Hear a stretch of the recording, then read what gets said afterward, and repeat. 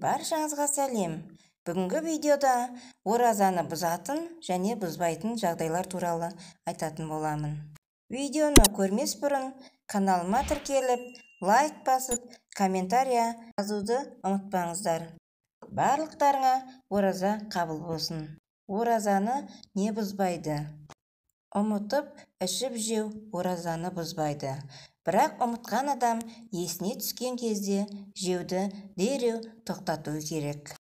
Әйелін сүю немесе денесіне қолын тигізуі, мұндай жағдайларда егер мәні шықпаса, ораза бұзылмайды. Аузына келген қақырықты жұту.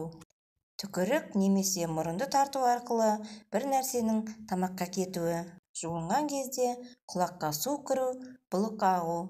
Темекі түтіні немесе топырақ, шаң, ұнның тозаңы, қардың ұшқыны, жауынның тамшылары тамаққа еріксіз кірсе, ораза бұзылмайды. Тістердің арасында қалған тамақ қалдықтары тосаттан жұтып қойсаң, ораза бұзылмайды.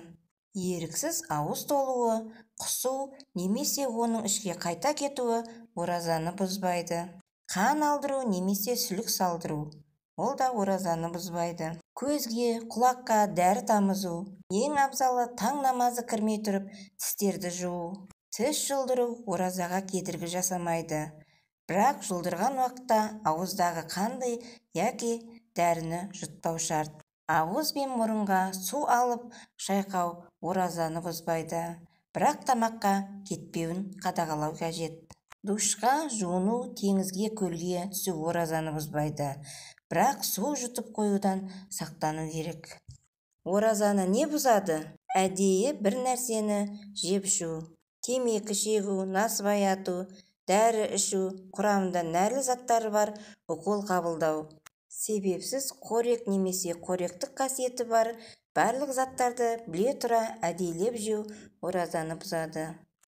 Оразаны кімдерге ұстамауға болады? Жолаушы сапарға шыққанда ауыз бекітпеуге болады. Бірақ басқа күндерде санын толтырып ораза ұстайды. Жүктілік пен бала емізу кезінде денсаулығы мен баласына зиян келтіруден қорқса, ораза ұстамаса болады. Ауыру, сырқау, сенімді дәрігер ораза денсаулығына зиян тигізетін жан-жағын анықтап барып айтса, жазылған соң оразаны ұстауға болады. Кәрі кісілер қартайып оразаны денсаулығы көтермейтін кісілер бір кедейдің таңғы және кешкі асын беріп тойдырады. Оған шамасы келмесе тәубе етеді. Әйел адамдар ораза кезінде етеккір көрсе немесе босанса ораза бұзылады. Мұндай жағдайда тоқтаған соң қазасын кейіннен өтейді. Видео ұнаған болса, каналға тіркеліп, лайк басуды ұмытпаңыздар. Ораза қабыл болсын.